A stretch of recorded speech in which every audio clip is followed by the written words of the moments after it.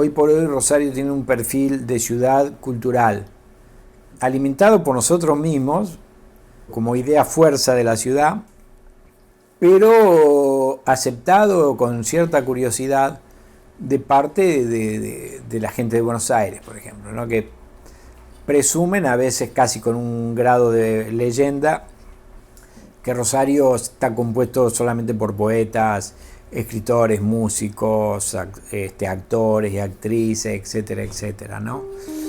Pero lo cierto es que a veces cuando me preguntan por qué ocurre eso, yo medio en broma y medio en serio contesto que es porque acá no hay otra cosa para hacer.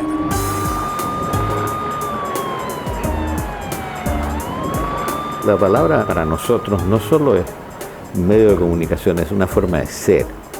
Somos con las palabras.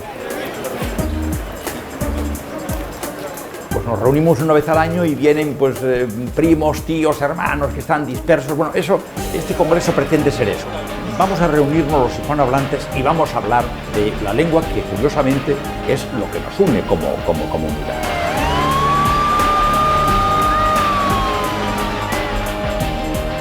La ciudad donde se enarboló por primera vez la bandera de la libertad y la independencia de los pueblos americanos. Las grandes realizaciones de la ciudad en ese periodo importante de la inmigración entre el 900 y el 30 tuvieron como motor a los inmigrantes.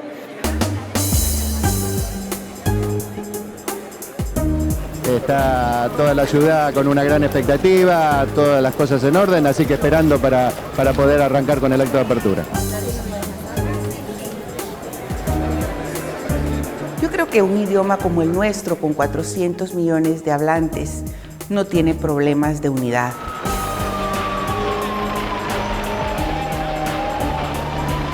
Los regionalismos y la diversidad de un idioma es la que hace su riqueza. El idioma se está haciendo todo el tiempo. Este congreso enfrenta la problemática de la globalización.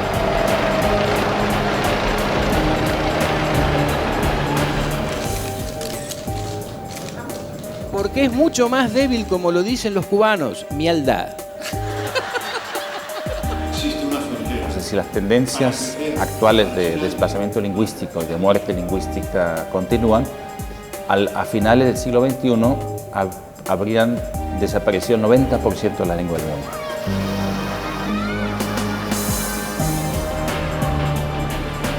Una ciudad que vivía de espaldas a un río cerrado, que de golpe hace un giro completo sobre sí misma. La gente adopta algo, ¿no? O el de acá, éramos tan pobres, si la vamos a hacer, la vamos a hacer bien. Comenzamos a convocar a la gente a donar un retazo de tela para hacer la bandera más grande y unida del mundo. El puerto fue, digamos, el alma de la ciudad.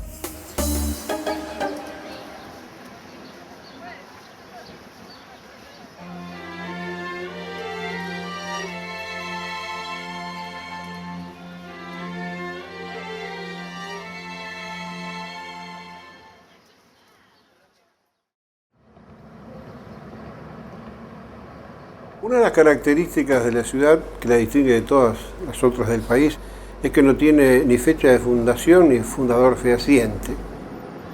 Estaba al costado de las grandes vías de comunicación del virreinato, que eran Buenos Aires, Santa Fe, Córdoba, Asunción del Paraguay e incluso Lima. De tal manera que la vida de la ciudad en todo el siglo XVIII, pensemos que la fundación de Rosario está ubicada por los historiadores en general sin fecha precisa entre 1700 y 1720, y en consecuencia la ciudad fue haciéndose un poco para hacer una expresión gráfica, usar una expresión gráfica como pudo. Toda esa población que viene huyendo por los ataques de los aborígenes del norte va a buscar un lugar seguro. ¿Y cuál va a encontrar? El pago de los arroyos. Esa población rural creció en torno de una humilde capilla, la de la Virgen del Rosario, que a partir de 1730 es creada como parroquia. La Revolución de Mayo empuja a los rosarinos a tener un protagonismo en la lucha por la independencia. Ya saltando en el tiempo, tenemos que ir a 1823, que es cuando esta humilde aldea es elevada al rango de villa.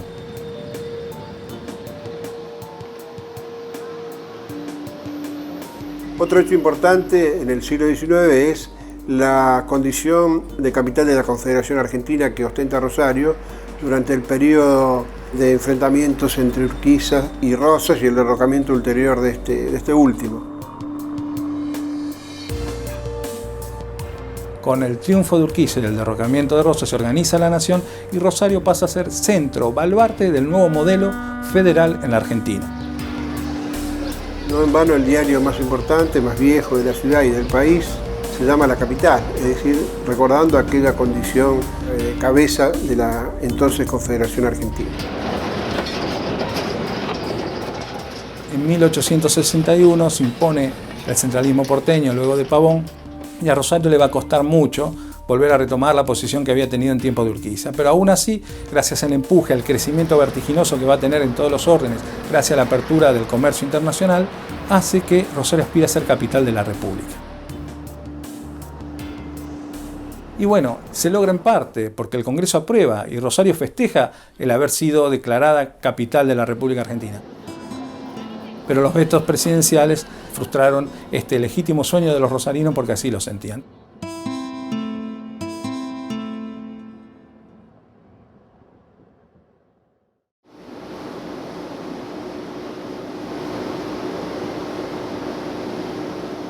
El río Paraná es un río que está considerado como el segundo de Sudamérica.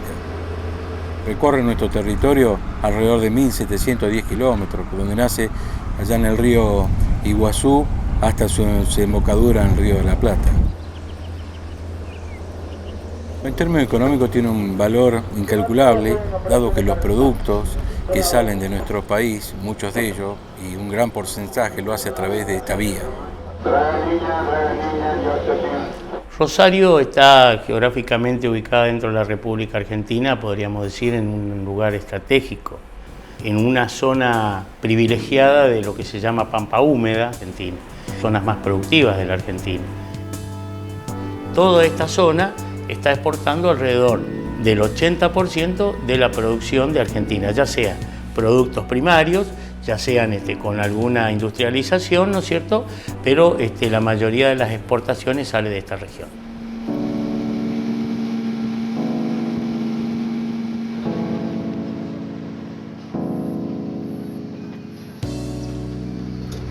Bueno, el río Paraná y sus islas representa para la gente, para el hombre acá de Rosario, es tener un contacto pleno con la naturaleza.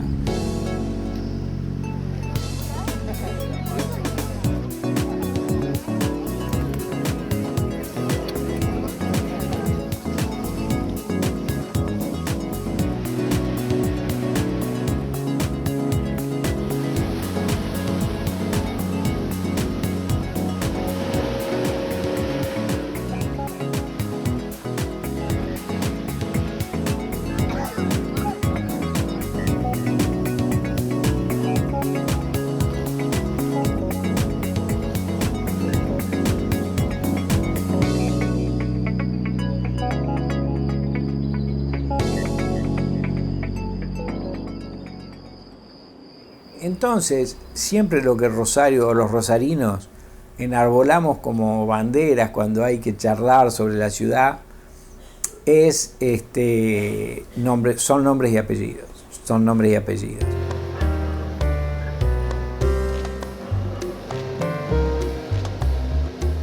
Yo creo que el mayor ícono rosarino es el Che Guevara, indudablemente, a nivel internacional. En cualquier lugar del mundo que uno mencione al Che Guevara, se sabe quién es. El nacimiento del Che en la ciudad de Rosario tiene mucho de cuento, ¿no? Por las necesidades económicas del padre, que buscaba una ubicación para su quehacer comercial, laboral, y al mismo tiempo la imposibilidad por razones físicas, cuando los médicos le dicen que él de ninguna manera puede estar viviendo en una ciudad tan difícil para sus pulmones como es la ciudad de Rosario. He compartido con él momentos muy lindos de mi vida y siempre se sintió, puedo decirlo, no porque alguien con ustedes, se sintió rosarino. Me acuerdo que en una oportunidad en Buenos Aires, en el Luna Park había una serie de peleas y entonces insistía en ir él a todos los amigos. Y uno me dijo, ¿sabes por qué? Porque pelea Oscar Pita, que es rosarino. Tenía amigos, visitaba amigos, pasaba por la ciudad, tenía reuniones, sentía una cosa, no sé si melancólica, pero de una ciudad en la que había estado muy poco tiempo. Creo que esta ciudad cada día debe estar sus ciudadanos, sus habitantes más orgullosos de que se haya nacido aquí y que se ha hecho merecedor de ese gran respeto que ustedes tienen.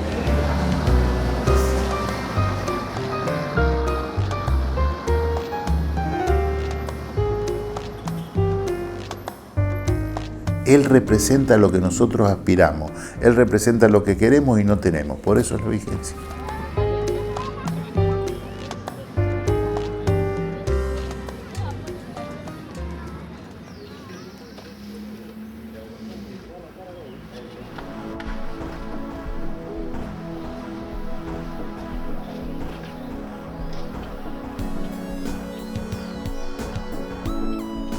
La literatura de Rosario tiene una serie de características particulares. En primer lugar, habría que decir que no es una literatura que tenga una especie de identidad.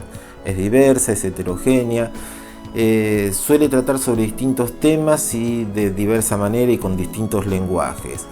Lo cierto es que no se trató de una literatura que estuviera cerrada sobre sus propios confines, sino que fue una literatura muy abierta y yo diría en diálogo permanente con la literatura universal. De los escritores vivos, sin duda yo mencionaría en primer lugar a Angélica Gorodischer y Jorge Riestra. Creo que son los escritores que mayor reconocimiento han logrado tanto dentro como fuera de nuestro propio país. Escritores y escritoras hubo siempre, en los años 40, por ejemplo. Los años 40 fueron unos años riquísimos, donde había revistas literarias para elegir. Revistas literarias que, bueno, algunas sobrevivían, otras no. Algunas de ellas, como la Lagrimal Trifurca, pero duraron años de años. Uno escribe el habla para defender, un habla donde tengan campo de acción todos los sentimientos y los pensamientos, de modo que enriquecer el habla de las veredas y no conformarse con el habla actual y con la influencia de la televisión. Usted ve que hay mucha pobreza.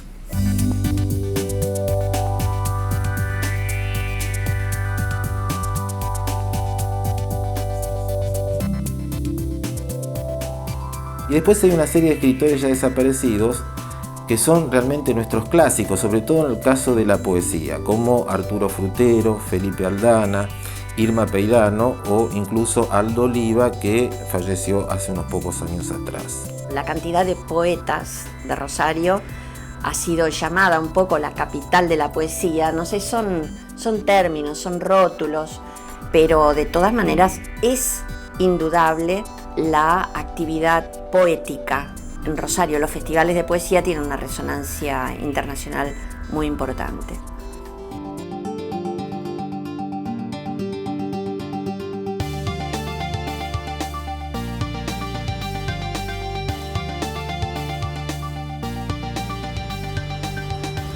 Bueno, en principio nunca es fácil cuando tres jurisdicciones se vinculan cómo organizar tareas que de alguna manera se superponen.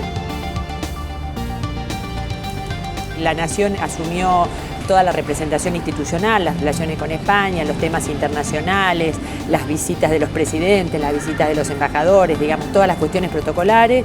La provincia acompañó la difusión del Congreso, instalar el Congreso en las escuelas y además acompañando a todo lo que tuviera que ver con la organización local.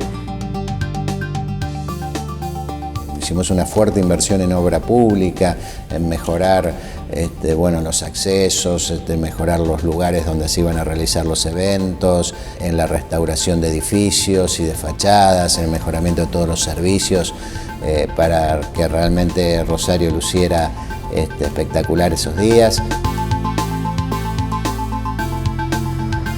Nosotros teníamos un teatro maravilloso como es el Teatro El Círculo, con toda la magnificencia necesaria, pero con la necesidad de ponerlo, de restaurarlo para la oportunidad, para la hora. Nosotros nos habíamos propuesto en ese momento recaudar, juntar, pedir la contribución de un millón de pesos y se logró una contribución de más de 3 millones de pesos.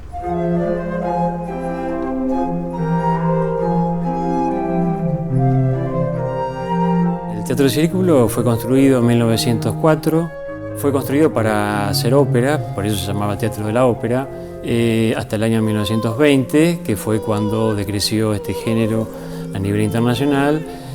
Luego se ofrecieron conciertos, también en una época se ofreció cine. En el año 1943 estuvo a punto de ser demolido y la Asociación Cultural del Círculo, para evitar esa demolición, lo adquiere y en este momento es un teatro que funciona como un centro cultural con programación de conciertos, ópera, ballet y otras expresiones artísticas.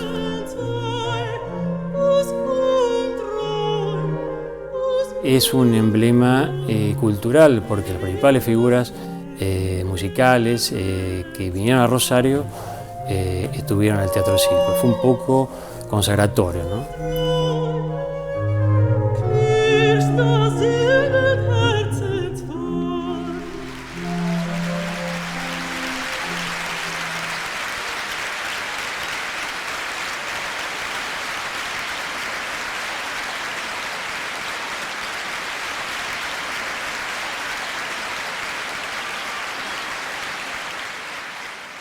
Todos los congresos han ido mejorando al anterior, es su deber y su obligación.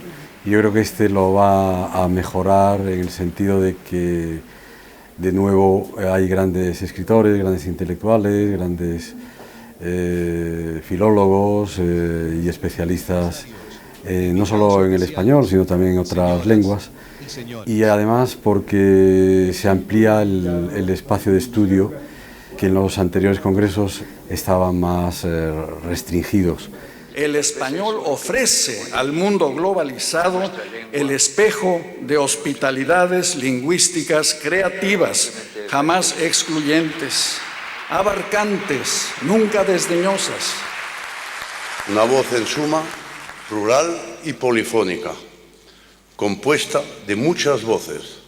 En correspondencia con ello, nuestra identidad lingüística es la suma convergente de muchas identidades.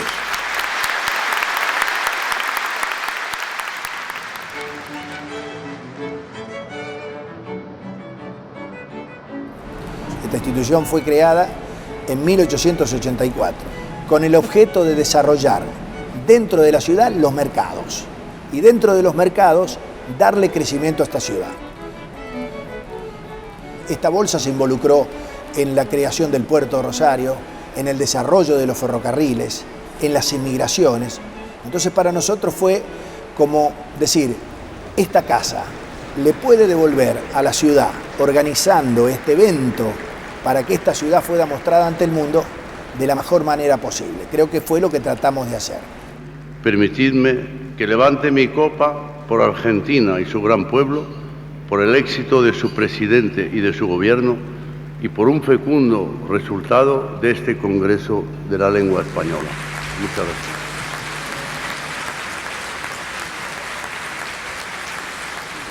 Para nuestra casa, para la Bolsa de Comercio, fue un gran orgullo la presencia del presidente de la Nación Argentina, la presencia de los reyes de España, de los grandes dignatarios de todo el mundo y fundamentalmente de los máximos exponentes de la lengua española en el mundo. Un saludo puede ser, presidente, con el...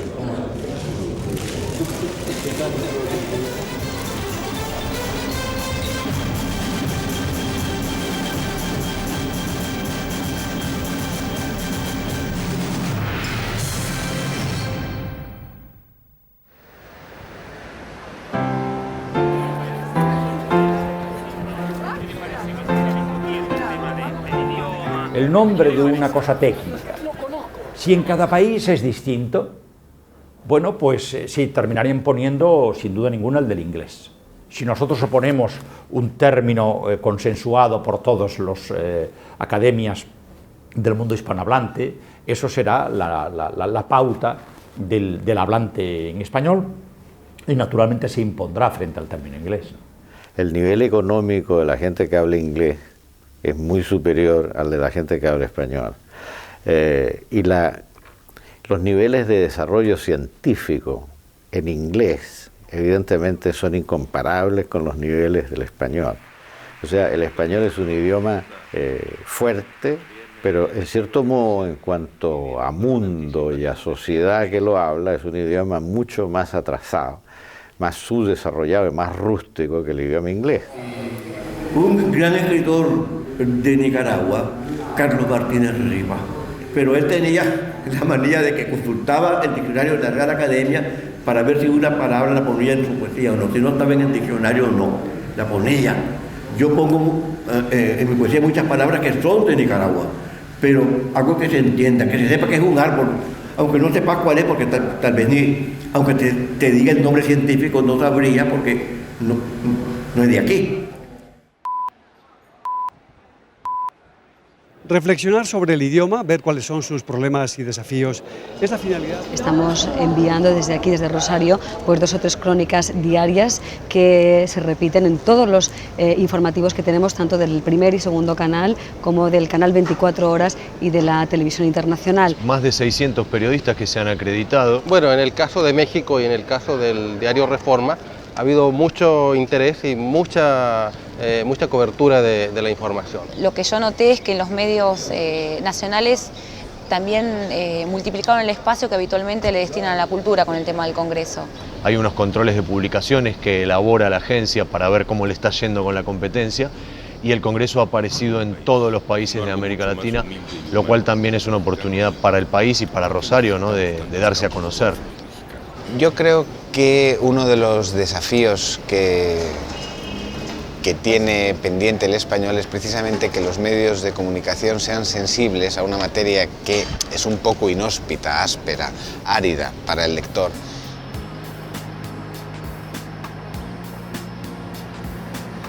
La ciudad anfitriona es uno de los puntos de interés del Congreso y mi impresión ha sido que la ciudad está tomando este Congreso como si fuera una especie de festival cultural local, lo cual es muy interesante. Se ve entusiasmo en la gente en las calles, se ve deseos de estar presente en las mesas redondas, en las participaciones. Creo que sobre todo de Rosario me quedo con su gente, una gente de verdad encantadora que ha vivido el Congreso de una forma muy especial, que se ha volcado y que nos ha transmitido pues mucha simpatía y mucho cariño.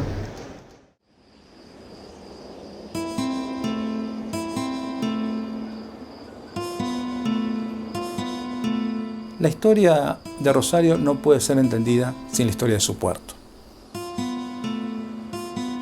La primera etapa importante del puerto de Rosario es entre 1852 y 1902.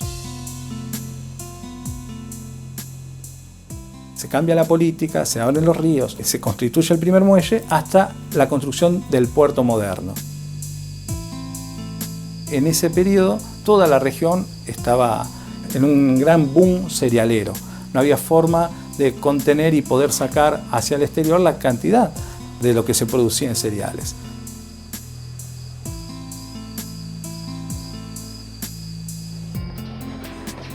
Si no hubiera estado el sistema férreo que llevó los cereales al puerto, no se hubiera podido dar ese desarrollo portuario que estamos hablando. La construcción e inauguración del ferrocarril central argentino en el año 1870. Rosario va a quedar unida a Córdoba a través del ferrocarril, de enorme impacto para el desarrollo regional. La ciudad adquiere entonces, a través del ferrocarril y el puerto, características de metrópoli regional, pero además comienza a conectarse con todo el país a través de los tendidos ferroviarios. En los veleros, en primera época, en los vapores después, así como en el ferrocarril, fueron llegando los contingentes de inmigrantes, que fueron no solo modificando costumbres y cultura, sino que fueron imponiendo incluso toda una identidad que nadie ha podido definir todavía, pero que sin duda la convierte a Rosario en la ciudad más inmigratoria de toda la Argentina. Los inmigrantes construyeron los hospitales, construyeron los teatros, construyeron los grandes edificios, devolvieron a la ciudad mucho de lo que habían obtenido como rédito en el comercio, en la industria, en las profesiones liberales. Después de la década del 30, 40, ya se empiezan a ver las migraciones internas y tenemos otro tipo de ciudad inmigrante. Obligan a replantear otro tipo de ciudad, dar respuestas que antes no se daban. Una nueva concepción de la política y de la sociedad hace que se empiece con un criterio de región metropolitana.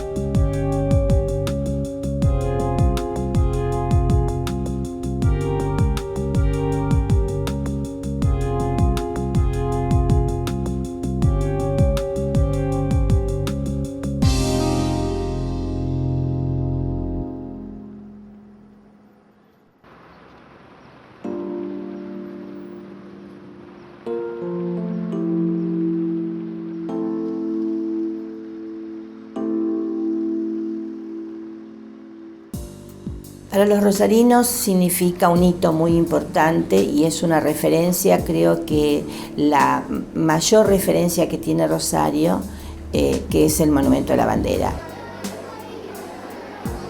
Es un lugar de peregrinación cívica de todos los argentinos.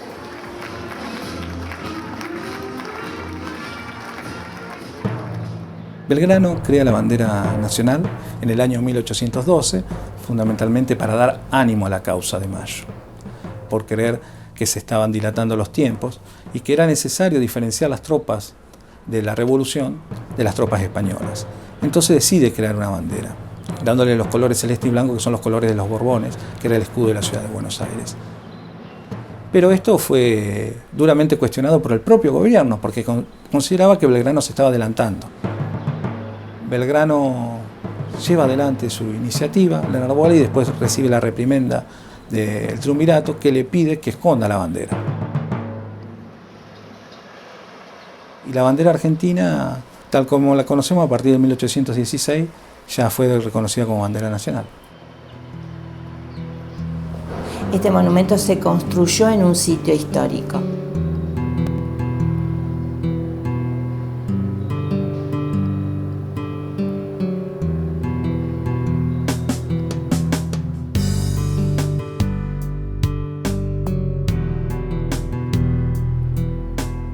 Ganan el concurso el arquitecto Guido, el arquitecto Bustillo y los dos famosos escultores Fioravanti y Bigatti.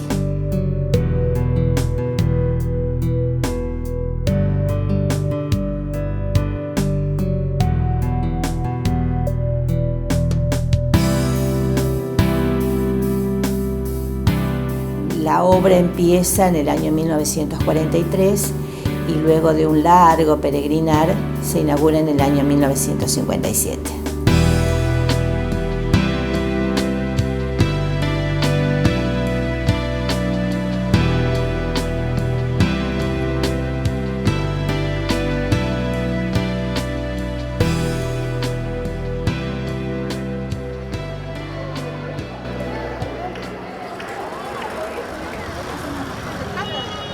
Altaneciero nace el 3 de junio de 1999 con un grupo de amigos y familiares para conmemorar el Día de la Bandera, la memoria de Belgrano y simbolizar ese deseo de unión que teníamos en ese momento.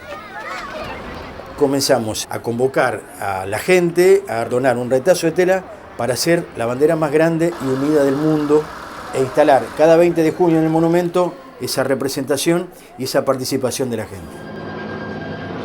Señor Presidente de la Nación, hace su paso el Estado Mayor de la Agrupación. ¿Quieres tú al cordón? Vos tenés que venir más para acá.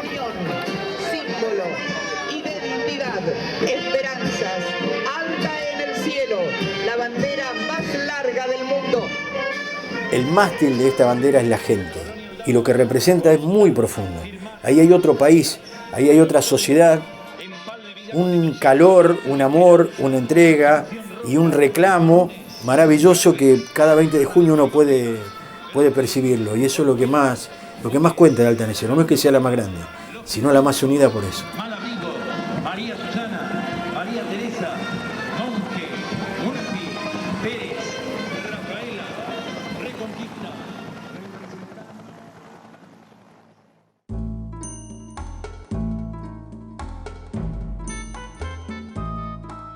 Los elementos de la ciudad en la que vivís se transparentan en lo que escribís. Así escribe una cosa que sucede en Budapest, no importa. Por ejemplo, las señoras en la cola del supermercado dicen cosas increíbles, dicen cosas maravillosas. Y uno dice, pero claro, seguro, eso va en un cuento. Generalmente no va en un cuento, pero sufre también una transformación en la cual el tono de la conversación pasa a la escritura. Lo mismo pasa con los elementos reales.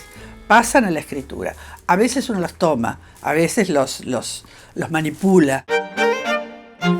El puerto tenía 14 kilómetros de extensión, enorme, con su reja, con las vías férreas y los galpones y las grúas, separó el puerto de la ciudad. En un cuento mío está el Taco de Ébano, un relato que se llama Los viejos lugares. El hijo del pelado le propone mostrarle el río al chico. Y cuando van hasta el río, hasta el puerto, y él lo conoce, y le pregunta al chico, ¿y este es un río? ¿Dónde lleva? El río lleva al mar, y el mar lleva al mundo.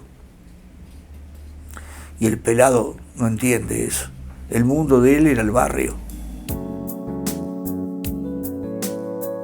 Hablar de Roberto Fontana Rosa es hablar de un escritor importante, pero por sobre todas las cosas es hablar de un escritor popular. Me siento muy cómodo cuando describo escenas y circunstancias que ocurren en Rosario porque sé por dónde me muevo. De cualquier manera, a mí me gusta mucho inventar y mentir. Digamos que uno es un profesional de la mentira escribiendo cuentos, y si tengo que simular determinadas cosas, como en el cuento ese sobre el puerto de Rosario, lo hago. Y si tengo que escribir sobre algún lugar que no conozco, tomaré algunas cosas en la enciclopedia y lo demás lo invento, que a mí me divierte muchísimo eso. A mí me pasa que todo el mundo me pregunta, todo el mundo, es una exageración, que mucha gente me pregunta, ¿y el Burgundy dónde queda? Bueno, el Burgundy fue un bar que yo me inventé, que dije dónde está y todo, y hay gente que lo va a buscar. Amo Rosario, es mi ciudad. Aquí viví gran parte de mi vida, aquí escribí toda mi obra, viví de una docencia bien hecha como la que hice yo, y escribí toda la vida. Aquí me enamoré, aquí me casé, aquí tuve los hijos y aquí tuve los grandes amigos. Y aquí tengo mi café y mi noche, de la cual no puedo separarme.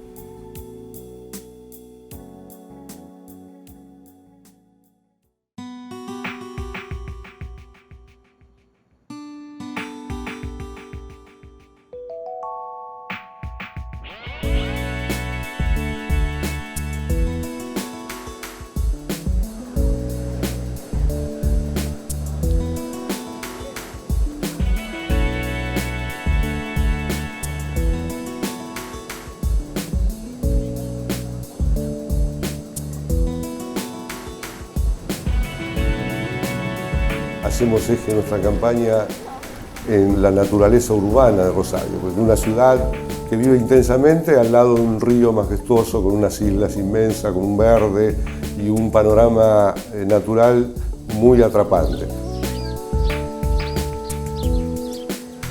Si el río es todo una especie de gran vidriera cultural pública, es una gran operación. La segunda operación es la operación Rosario, una sola ciudad, quiere decir descentralizar, no para fragmentar más la sociedad, sino para integrarla. estamos más cerca en la cultura de cada barrio, pero para hacer el intercambio. La tercera sería un Rosario que mira hacia su pasado y a sí mismo y se pregunta quién soy. La operación imaginaria social, estar orgulloso de ser rosarino, y la operación historia futuro alternada y paradójica, que son operaciones simbólicas que dan lugar a estas políticas culturales que por momentos están llamando tanto la atención en la Argentina, ¿no?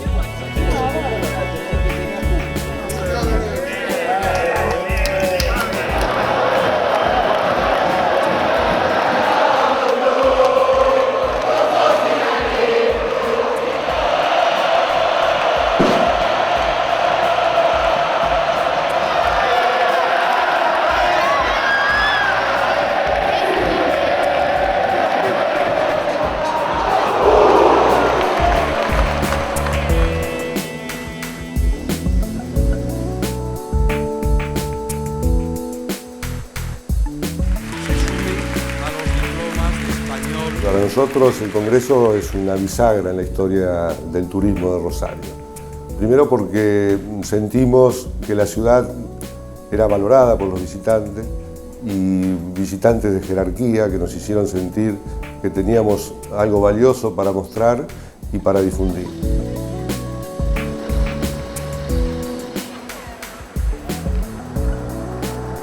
Todo el año Rosario está disponible para el visitante.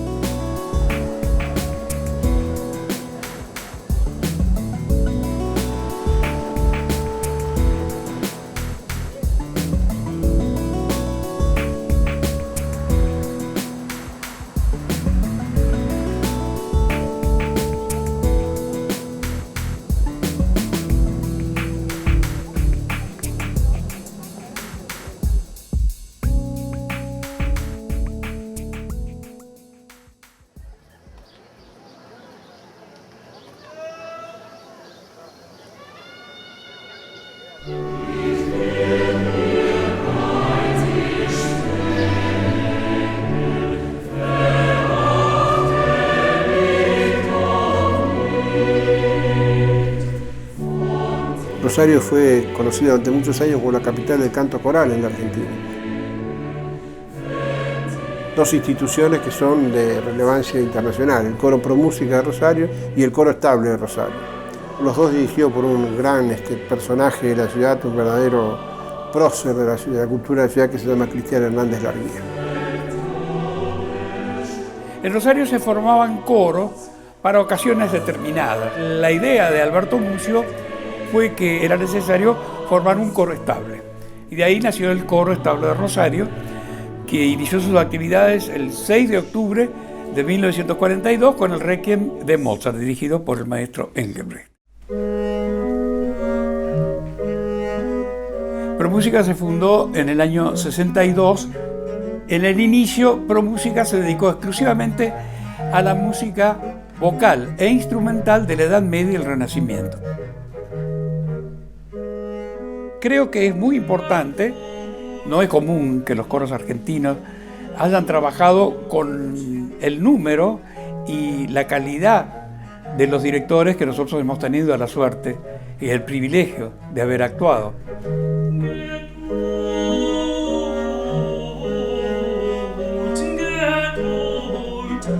Ahí va. Pasa un caballero. Actualmente yo sigo trabajando con el Coro Estable desde el año 46 y con el ProMúsica desde el año 62.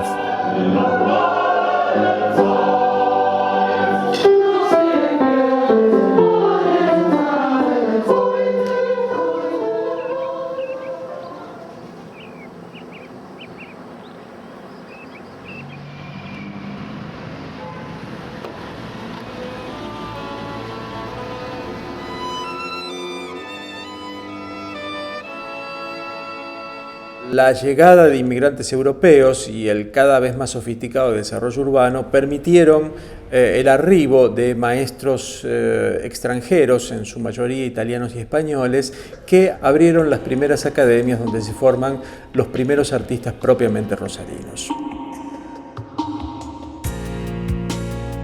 En esos talleres y academias se forma una serie de jóvenes rosarinos, entre ellos Antonio Berni.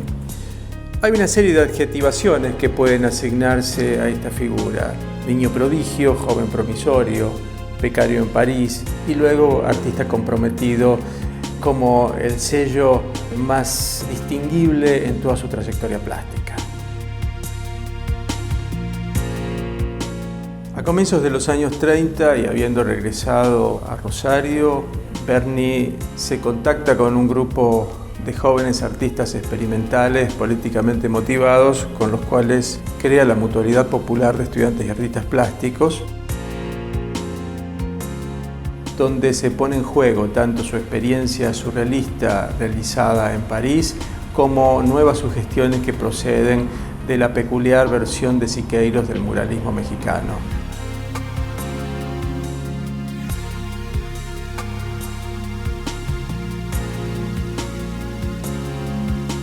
La importancia de Berni no es solo por el gran artista que fue, sino por la cantidad de gente que alrededor de él se movió.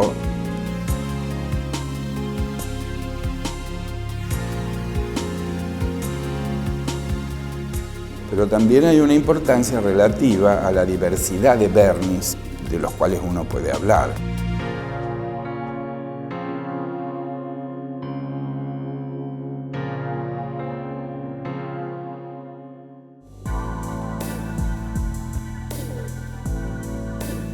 Gambarte, Grela, Herrero Miranda, Othman, Uriarte, Ventresca, Minturserva y algunos otros importantes artistas de Rosario conformaron un grupo que lo llamaron Grupo Litoral. Definieron un cambio de orientación en la forma de encarar las prácticas artísticas. Por una gran calidad técnica, por la novedad que representaron las imágenes que mostraban, expresar un lenguaje contemporáneo, ¿no es cierto?, americano. Constituyen una nueva formación artística dentro de la escena rosarina que tuvo una importante proyección nacional.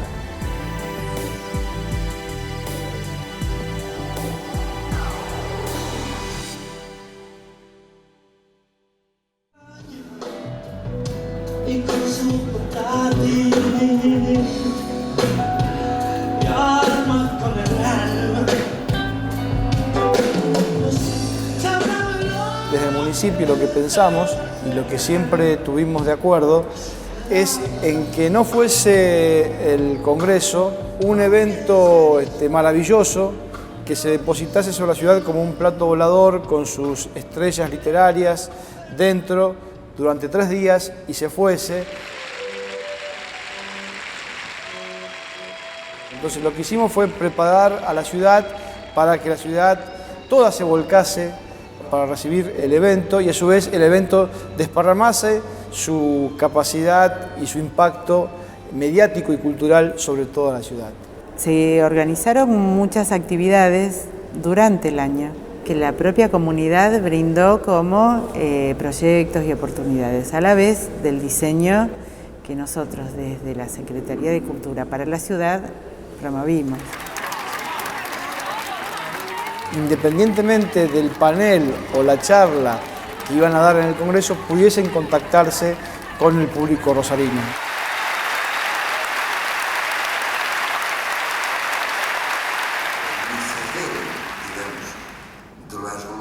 Y así lo hizo Saramago en un teatro de 1.800 personas, así lo hizo Ernesto Cardenal, así lo hizo Carlos Fuente y una gran cantidad de gente. Entonces, previamente al Congreso, unos días antes, creo que fue del 9 al 11, se diseñó el congresito, después quedó con el nombre el Congresito de los Chicos, pero era el Congreso de los Niños Tienen la Palabra.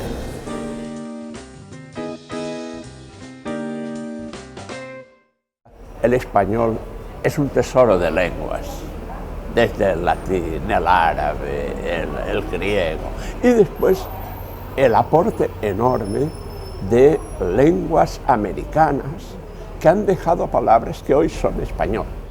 Es cierto que muchas voces indígenas pasaron a la lengua española, pero en la inmensa mayoría de los casos fueron sustantivos que designaban objetos concretos inexistentes en el mundo europeo.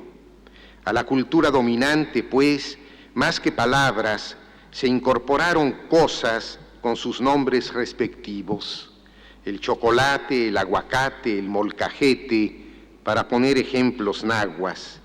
Pero por regla general no pasaron adjetivos ni vocablos abstractos en los que con mayor significación se cifran la sensibilidad y la idiosincrasia de una cultura.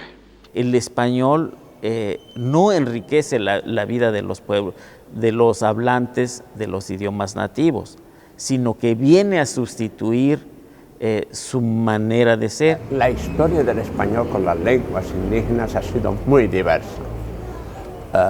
En algunos casos, los propios indígenas, cosa que es muy triste, han renunciado a hablar su lengua y la han sustituido por el español. Si los padres de familia no hablan en su lengua materna a sus hijos, sino escogen español, muchas veces para que sus hijos no sufran la discriminación que ellos sufrieron por no hablar el español. En lugar de generar riqueza espiritual, lo único que genera es resentimientos, incluso carencias, ¿no? Porque no se aprende el otro idioma con ese afán de enriquecimiento, sino se aprende como una afrenta para yo no hablar el propio. Los latinoamericanos hemos vivido por siglos una crisis de identidad muy fuerte, por la negación de nuestra diversidad, de nuestras raíces, de nuestra cultura plural y diversa. Latinoamérica sigue siendo un crisol de edades, de etnias, culturas, sensibilidades, un mundo en el que, al igual que el protagonista de la novela de Carpentier, Los pasos perdidos, podemos aventurarnos a viajar hasta las raíces de la vida en el cuarto día de la creación.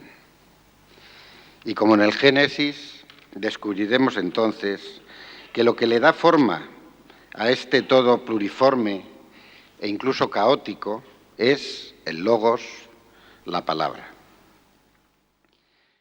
Hay que separarse de la madre, desgajarse de ella, literalmente, como las lenguas románicas se desgajaron en su día del latín para mudar el castellano, el francés, el gallego, el catalán, el portugués y todas sus secuelas culturales. Hemos avanzado mucho, que se va con Zapatero y con un nuevo estatuto que esperamos los catalanes.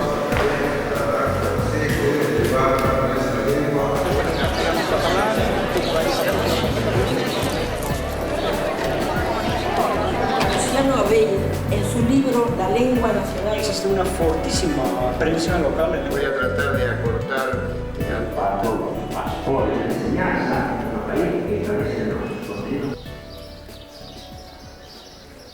La globalización, ¿qué es lo que comporta? Bueno, globalización es un término muy genérico, significa muchas cosas, pero globalización lo entendemos todos. Y entonces la tendencia de uniformizar, borrando las diferencias. Entonces, en un mundo globalizado no van a quedar muchas lenguas de comunicación internacional, porque la tendencia es a concentrar, ¿no? O sea, si las tendencias actuales de desplazamiento lingüístico y de muerte lingüística continúan, a finales del siglo XXI habrían desaparecido el 90% de la lengua del mundo. Cada dos semanas desaparece una lengua del planeta. El español, dado el número de hablantes que tiene, la robustez de su trabazón unitaria de la lengua, pues está en posibilidad, en posición de poder consolidarse como la segunda lengua, junto al inglés, de comunicación internacional en el área occidental. Si nuestros gobiernos se hubieran preocupado por atender el aspecto cultural para fortalecer nuestra identidad, la globalización, como dicen allí en México, nos haría lo que el viento a Juárez, ¿no? Entonces tenemos un movimiento muy dinámico en el campo cultural y lingüístico como nunca antes en la historia. Antes procesos que duraban 500 años, hoy pasan 20, 30 años. Pero desgraciadamente somos países con procesos culturales muy dispersos, que la globalización, en lugar de que nos ayude, nos está afectando para mal. Las culturas y las lenguas son riqueza para la humanidad. El que se extingan es una pérdida para el ser humano. Lo interesante sería poder mantener esas lenguas con su identidad, con su diferencia, y el español como gran lengua de comunicación general entre todos los pobladores de América, de España, del sur de Estados Unidos que hablan español, etcétera, etcétera. Incluso en África se habla el español, como ustedes saben, en fin.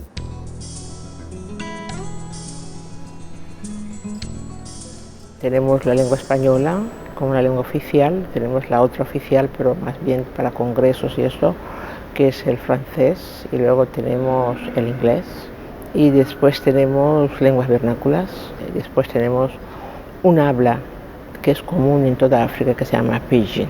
Se habla bastante de Sudamérica. Estamos intentando potenciar el español en esa zona. En África también se habla. Muy importante para mí, para nosotros en África, para dar a conocer de que en la África negra también se habla español.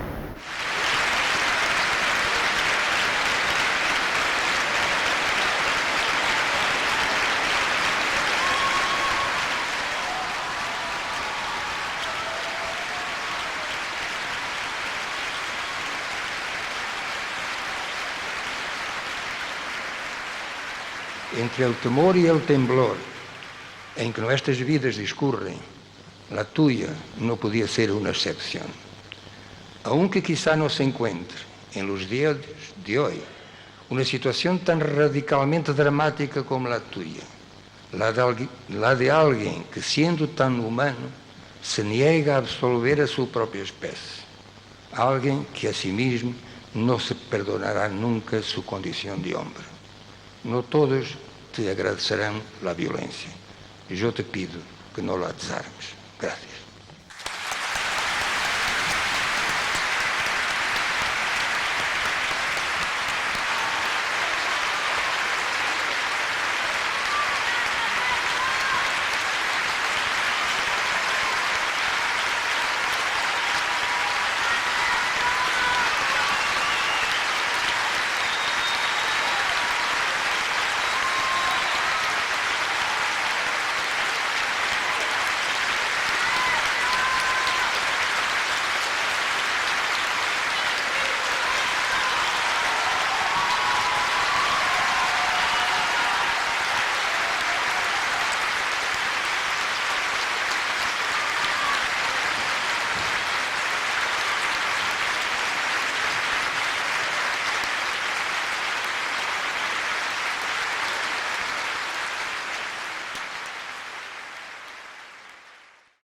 Y después estarán los músicos de la trova rosarina, Fito Páez, Baglietto, Lito Nevia, y como un nombre muy esplendente, digamos, por supuesto Alberto Olmedo, un humorista a mi juicio intuitivo genial.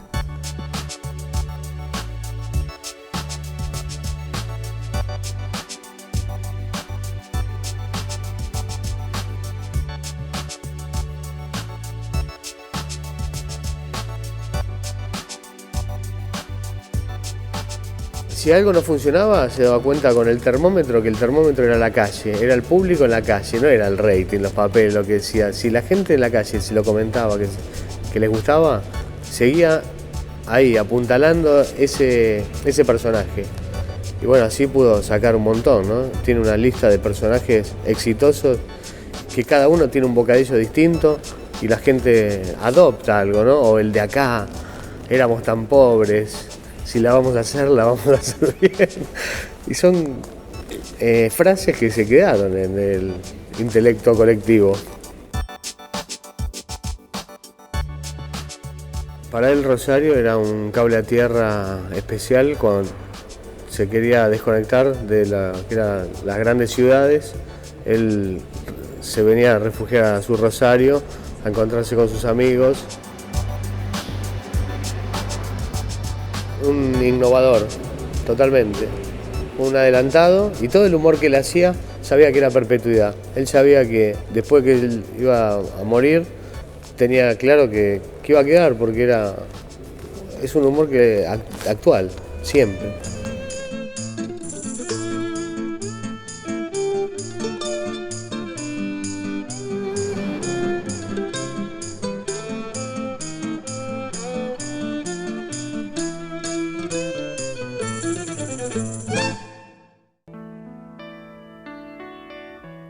La vida es una moneda,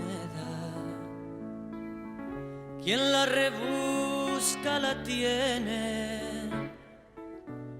Hubo una coincidencia de muchos artistas, músicos y cancionistas principalmente, que venían trabajando a principios de los 80. De regreso, Mirta.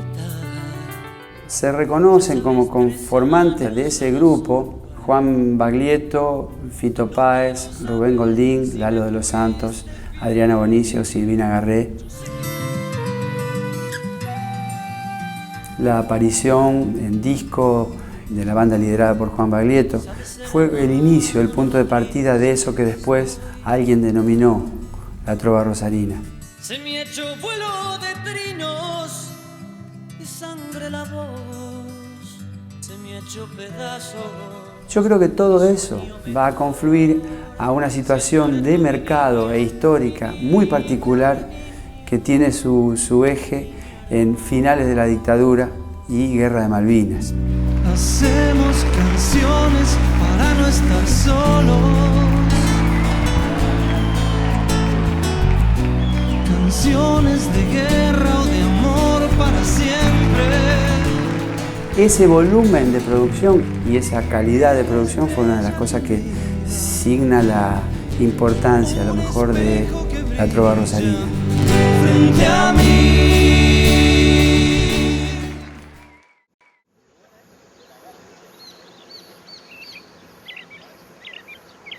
Una etapa que se abre hacia el futuro está relacionada con la inauguración del puente Rosario Victoria, por todo lo que significó como un emblema, la síntesis de lo que se perseguía con el proyecto urquicista del año 1852. Rosario, eje de la integración con el interior del país y hacia el mundo. Ese periodo podría tener su primer cierre con el Congreso de la Lengua, que justamente marca una etapa de ascenso del protagonismo de la ciudad. Los trenes matan a los autos, no sé si he sido claro, y puro fútbol. ¿De qué nos vas a hablar, don Roberto? Los directivos del Congreso pedían a cada uno de los exponentes el texto de sus ponencias con anterioridad. De todas maneras les contesté por mail que yo no escribía previamente las charlas, que lo único que iba a hacer era una ayuda a memoria. Yo soy fundamentalmente dibujante, con lo que uno se preguntará qué hace este muchacho acá arriba del escenario, ¿no?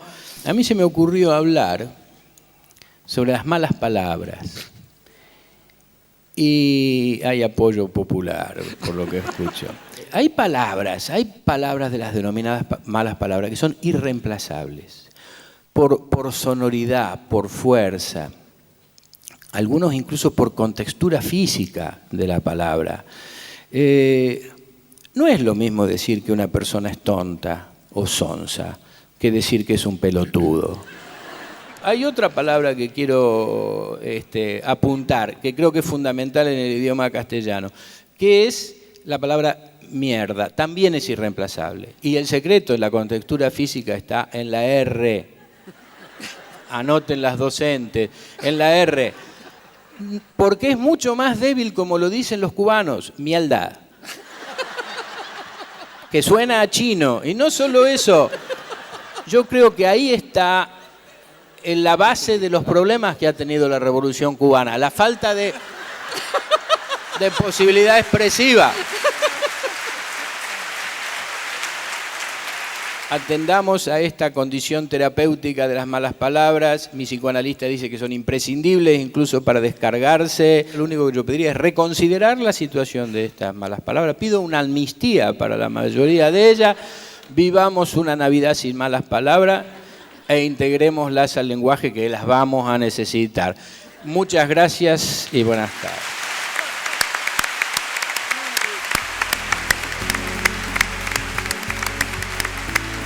Después de la participación mía en el Congreso, ¿cómo que fue el comienzo de un enamoramiento con la gente, ¿no?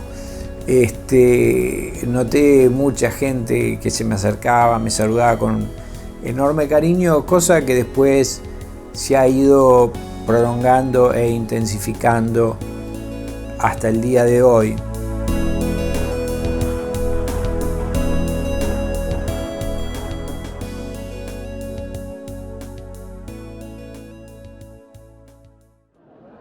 De clausura del tercer Congreso Internacional. El desbordante talento de que se ha dado prueba es comparable al afecto y la hospitalidad con los que los rosarinos han acogido a los congresistas.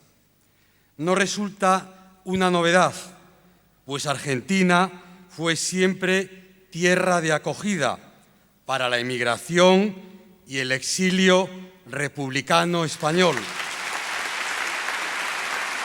Rosario, después del Congreso de la Lengua, realmente pega un salto en el conocimiento nacional e internacional, y la ciudad logra un posicionamiento, un reconocimiento que no había tenido hasta ese momento. Así que creo que los objetivos que nos habíamos planteado y los resultados obtenidos luego realmente nos dejan muy conformes.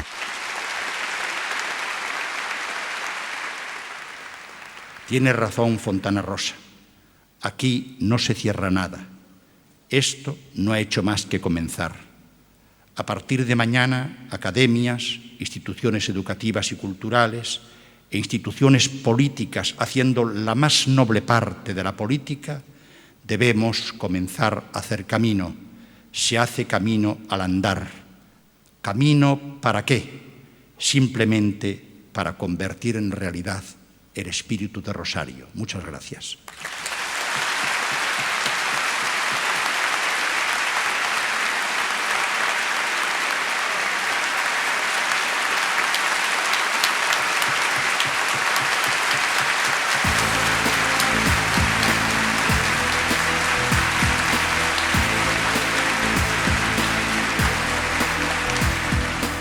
El esfuerzo fue todo, porque en realidad esto fue puro esfuerzo y pura decisión y pura convicción en estar a la altura de la hora. De mitos protocolares que después no existieron, que a la reina no se le podía besar la mano, que no la daba, que uno no podía ir de pantalón si estaba la reina presente. La gente dice, este fue un congreso que estuvo perfectamente organizado. Solo algunos pocos sabrán lo que cuesta que parezca que estuvo perfectamente organizado.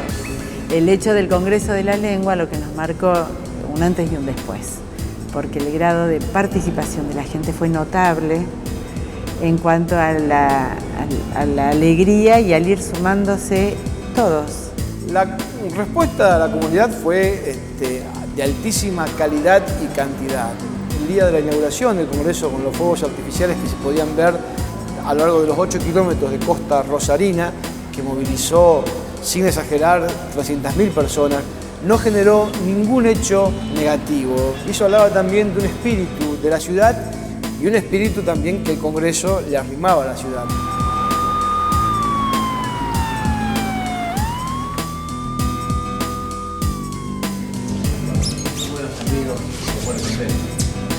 Como dicen los guaraníes, cada uno de nosotros somos la historia de nuestras palabras. No podemos dejar que fluyan las fuerzas del mercado tampoco en lo cultural y en lo lingüístico.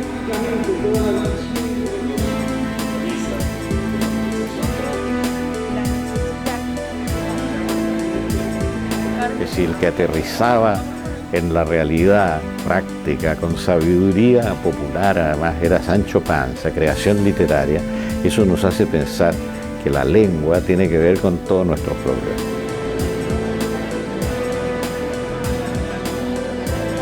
La lengua es algo más, es un medio que nos permite pensar, coordinar nuestras ideas, crear, expresarnos. Y en ese sentido, la lengua es el reflejo de un mundo cultural.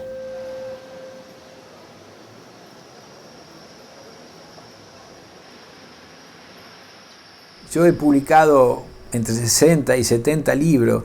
Por ahí el día de mañana se me va a recordar por 4 puteadas que dije en el escenario del Teatro El Círculo, ¿no? Pero es muy divertido, me pareció realmente todo muy entretenido y muy vital.